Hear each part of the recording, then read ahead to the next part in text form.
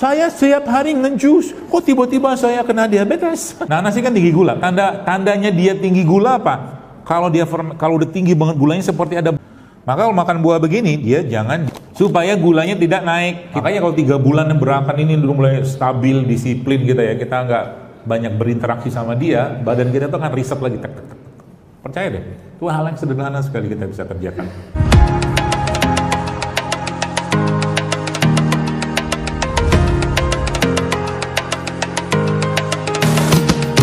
Jadi kalau sudah ngerti ilmu kayak begini, jadi Bapak sekalian, jadi kita pintar gitu loh, begini. Ini kan ada gulanya.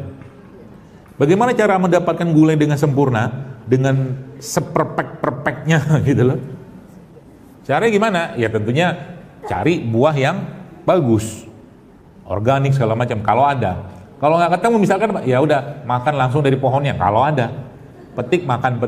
Kalau ada, karena kan dia punya tangkai itu sebenarnya saluran nutrisinya dia. Ketika tangkai dia petik, maka saluran nutrisi stop. Ya, Allah lindungi dia dengan ini, kulit. Maka makan buah itu memang paling bagusnya sama kulit-kulitnya. Beberapa buah. Ya, jangan bayangkan yang aneh-aneh kayak duren gitu. Nanti saya, gitu. Jadi makan, tak. Tapi di sini ada gula kan? Ada gula. Kalau Anda olah, ya menjadi apa misalkan? Jus. Naik gulanya. Maka makan buah itu kalau saya pribadi jangan di jus. Wah itu. Ya di jus naik gula darah Anda. Kalau tiap hari ngejus, apalagi buah ini kan buah yang tinggi gula nih. Nanas ini kan tinggi gula. Tandanya dia tinggi gula apa? Kalau udah tinggi banget gulanya seperti ada bau alkohol, betul? Itu tinggi gula. Sama juga kayak anggur. Anggur, nanas itu buah yang tinggi gula. Ya. Jadi dia kalau sudah cukup lama dia akan fermentasi, karena air ketemu gula itu secara umum ya, kaidah dasarnya itu dia akan fermentasi. Ya. Maka kalau makan buah begini dia jangan di blender, makan aja. Gitu.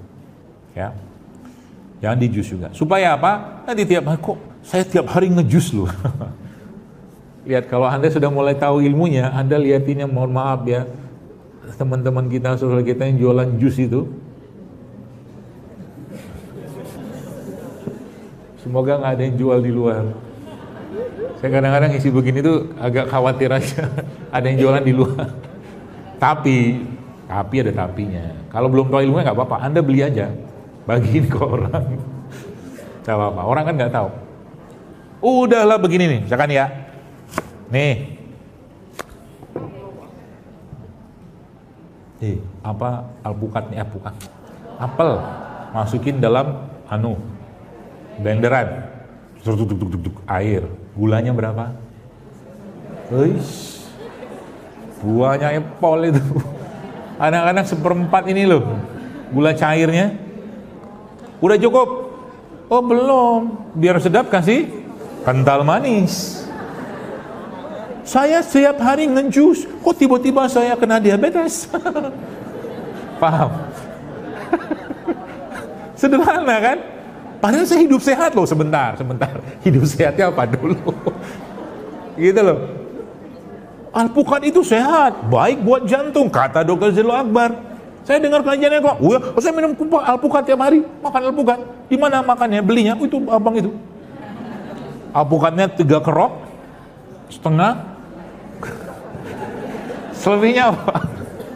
Itu yang bikin petugasnya lempem. Ya, gara-gara apa? Gula olahan. Ya, jadi hati-hati dengan makan. Begini pun pisang pun saya hati-hati makannya. Bukan hati-hati saya curiga, bukan. Tapi kalau saya butuh yang energinya cepat, karena buah itu sumber kalori yang cepat memberikan tenaga, betul. Ya, makanya kenapa kita dianjurkan ya makan kurma pun sama Nabi kan, kurma ajwa kata khususnya itu kan 7 butir, karena banyak-banyak kurma juga nggak bagus. Ya, karena sudah tahu 75% isi kurma itu adalah gula, nggak bagusnya. Ya, tapi ada cara lainnya. Nah, cara lainnya itu supaya apa? Gulanya tadi tidak berlebihan dan si petugasnya tidak kelepek-kelepek atau tidak letih gitu, maka tambahkan lemak di situ. Ilmunya, maka makan kurma itu bagusnya pakai apa? Pakai lemak. Pasti digoreng dong kurmanya, udah bahagia banget ya. Bukan. Lemak itu ada macam-macam. Lemak yang sehat, ya, yang jenisnya itu namanya monounsaturated fatty acid MUFA, itu zaitun apa begitu. Tapi ada juga lemak-lemak jenuh yang sehat seperti ini, kelapa. Atau juga lemak-lemak yang sehat dari hewan, namanya butter atau ghee, itu sehat itu. Atau kalau enggak, Anda makan kurma sama mana dia? Nih, ini lemak juga nih. Makan kurmanya sama ini. Jadi kurmanya Anda buang bijinya. Apa? Almond. Fustuk. Ini nih. Supaya gulanya tidak naik. Kita nggak terjadi namanya lonjakan gula setelah makan. Maka semua gula olahan kalau kita makan tanpa ada bantuan buffer berupa serat atau lemak, maka yang terjadi zut, naik gulanya. Dan kalau sudah gula naik, maka seperti kereta kepenuhan. Masinis bilang, kita berhenti dulu. Maksudnya apa? Ngantuk. Itu maksudnya. Paham ya? Jadi hari-hari kita itu sekalian, mulai banyak kita asup lemak-lemak sehat, serat-serat tinggi. Dari mana? Sudah saya jelaskan ya. Ini lemak yang bagus, kelapa ini. Kelapa ini Masya Allah, lemaknya sehat sekali. Saya sudah berulang-ulang kajian saya pun saya jelaskan.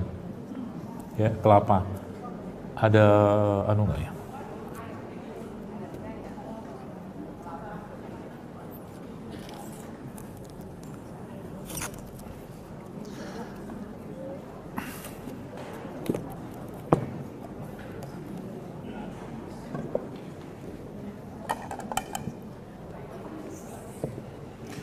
Air kelapa ini Bapak sekalian, ini air isotonik terbaik yang Allah ciptakan di Indonesia. Isotonik. Nanti browsing sendiri, googling sendiri apa itu isotonik. Tonisitasnya sama. Mau dia kelapa tua, mau kelapa muda, isotonik. Maka di zaman dulu saya pernah dapat kabar dari kakak kelas saya waktu zaman mereka masih transportasi susah ya, waktu mereka bekerja di pedesaan, pedalaman itu mereka sampai bisa ngimpus pakai air kelapa. Ngimpus. Karena isotonik dia. Ya. Maka air kelapa kayak begini, mau tua, muda, ini kan tua nih, buat santan. Ini daripada Anda, mohon maaf, beli air-air isotonik kemasan, ini jauh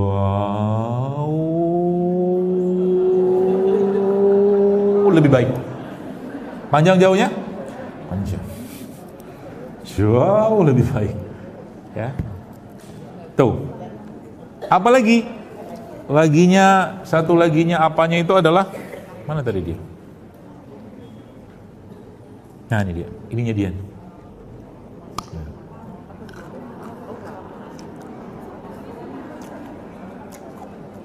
Saya tahu apa yang Anda pikirkan. Cacing kremi kan?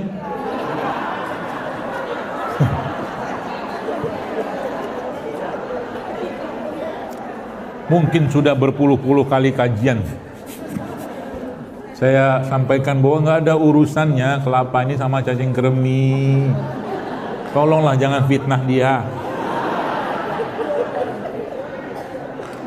Udahlah kambing kita fitnah tiap tahun. Ya kan? Wah, habis makan kambing tensi naik.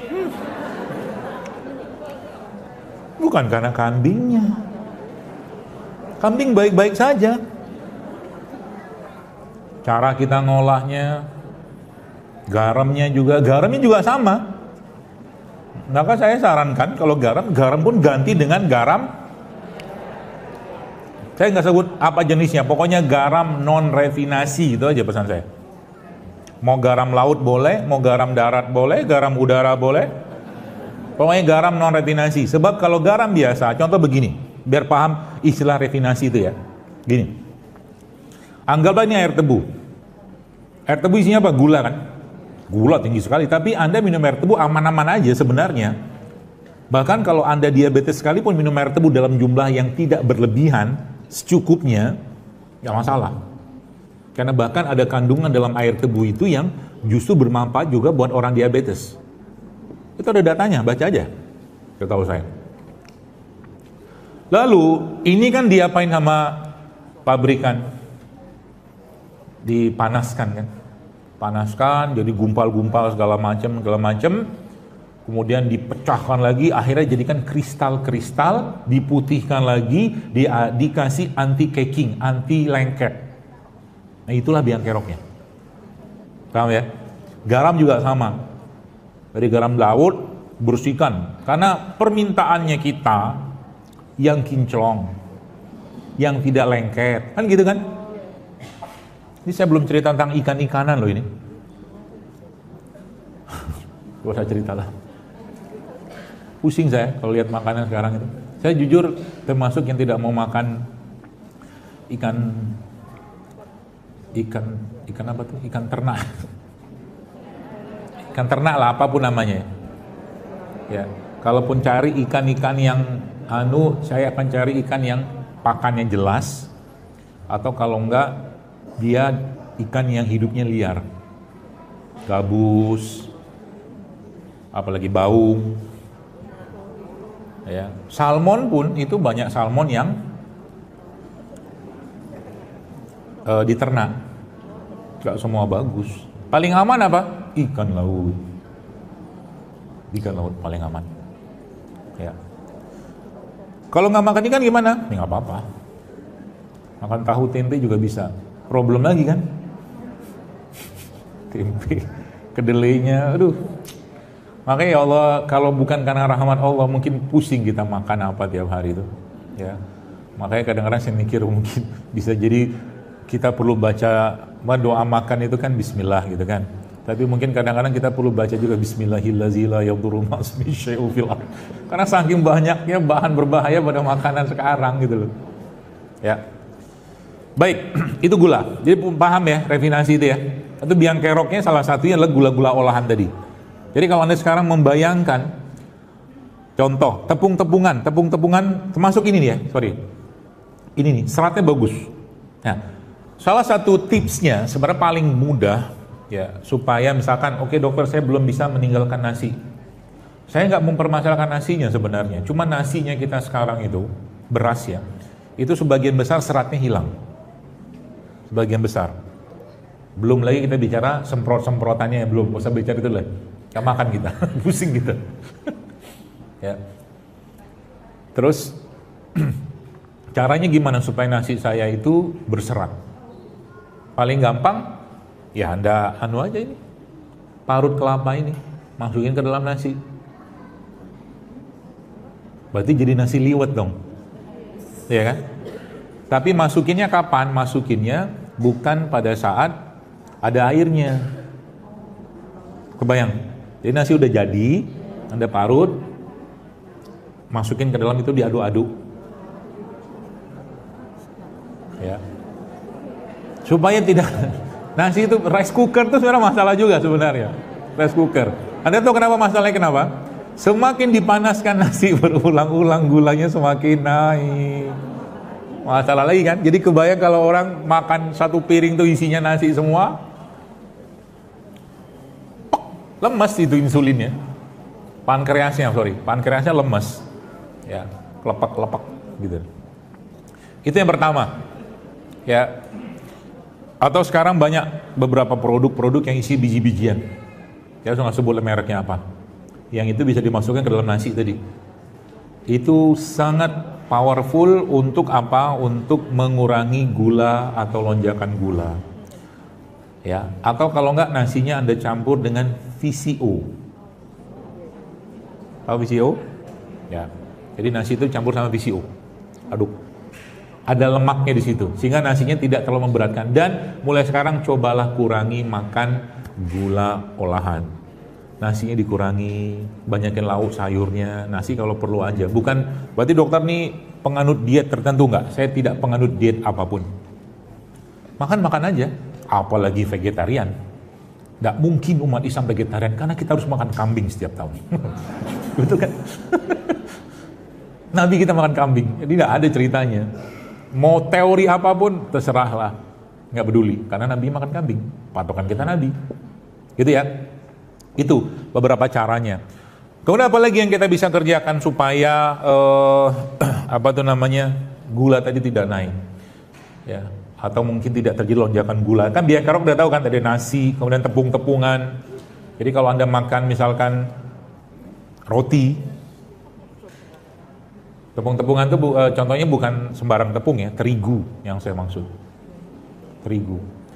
Karena banyak tepung ya, tepung gandum ada, tepung jagung ada, tepung apa ada, tepung singkong ada, ya. Tapi intinya kalau tepungnya masih berserat bagus, maka saya dengan tim saya lah gitu kan mencoba membuat suatu roti yang tidak pakai terigu, gandum pun kita tidak pakai.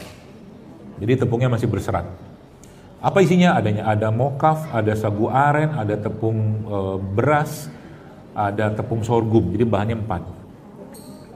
Kemudian kita pakai ragi sendiri, jadi roti yang buat lambung aman, ya. Karena kebanyakan masalah lambung itu juga gara-gara tadi si petugasnya kecapean, gitu ya.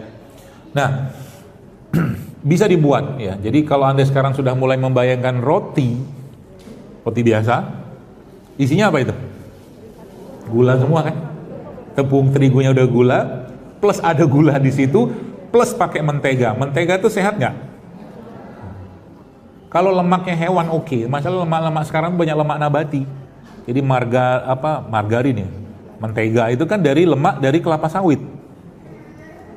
Beda zaman dulu, kalau orang pakai lemaknya dari susu itu sebenarnya bisa Anda pakai. Misalkan Anda punya susu kambing ya. Susu kambing itu Anda olah, Anda panaskan dengan panas yang tidak terlalu panas, nanti lama-lama dia akan keluar di atasnya buih-buihnya itu.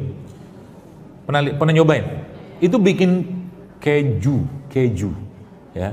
Bikin keju, bikin butter, bikin ghee, bisa itu sendiri di rumah. Jadi nanti kalau mau di rumah mau ngegrill, pakai itu, pakai ghee, pakai butter, itu lebih sehat.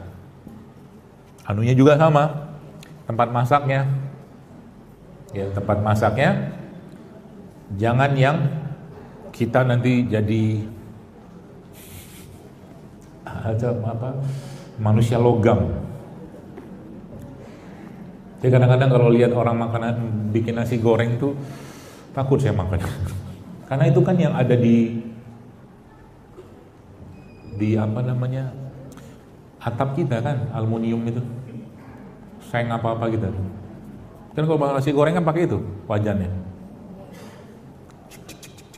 Semangat sekali dia. Kira-kira ada yang tergores nggak itu? Ada lah. Ini babnya sudah lain lagi, bab cerita tentang tempat masak. Dok, saya sudah tidak pakai itu, saya pakai teflon. Sama jeleknya itu. Teflon itu juga sudah kalau Anda baca datanya itu sudah confirm kalau dia tergores, terkupas, karsinogenik, dia penyebab atau pemicu kanker, teflon. Jadi yang paling aman apa? Gaya ibu kita zaman dulu pakai tanah liat. Paling aman itu. Kalau nggak pakai, nah nih investasi buat ibu-ibu, cuman mahal sih. Iron cast dari besi. Itu bisa bertahan 30 tahun, 50 tahun kalau perawatannya benar. Iron cast. Itu kita nggak usah bahas sekarang. Kita kembali ini aja. Baik, jadi itu gula-gula olahan ya. Jadi caranya gimana? Tadi saya jelaskan. Kasih itu, kemudian apa lagi yang kita bisa lakukan untuk mengurangi keletihan si petugas ini, si pankreas ini? Perbanyakin puasa. Banyakin puasa. Ya, ibarat kata kereta tidak beroperasi. Ya. Yang jadi masalah sekarang bukan itu saja Bapak sekalian. Yang jadi masalah adalah begini. Gula yang berlebihan dalam tubuh kita itu, kalau kita ada satu buku lama sudah saya baca itu, judulnya Sugar Blue Syndrome apa-apalah gitu, lupa saya. Itu dijelaskan bahwa gula pasir itu memicu lebih dari 60 bahkan 90 jenis penyakit. Gara-gara apa sebenarnya? Gara-gara si resisten tadi itu. Makanya kalau 3 bulan berakan ini dulu mulai stabil, disiplin gitu ya, kita nggak banyak berinteraksi sama dia, badan kita tuh akan reset lagi. Percaya deh, itu hal yang sederhana sekali kita bisa kerjakan. Ya, jadi makan gula itu gula-gula asli semua. Ya, tapi tetap gula is gula. Maksudnya gimana? Dokter, saya nggak, kalau sekarang bikin kopi saya tidak pakai gula pasir, kita pakai gula aren, tetap gula. Tetap Anda harus batasin. Itu poinnya. Ya, lebih bagus Anda minum kopinya nggak usah pakai gula, biar merasakan pahitnya kehidupan. Kalau pakai robusta, kalau pakai arabica, asamnya kehidupan.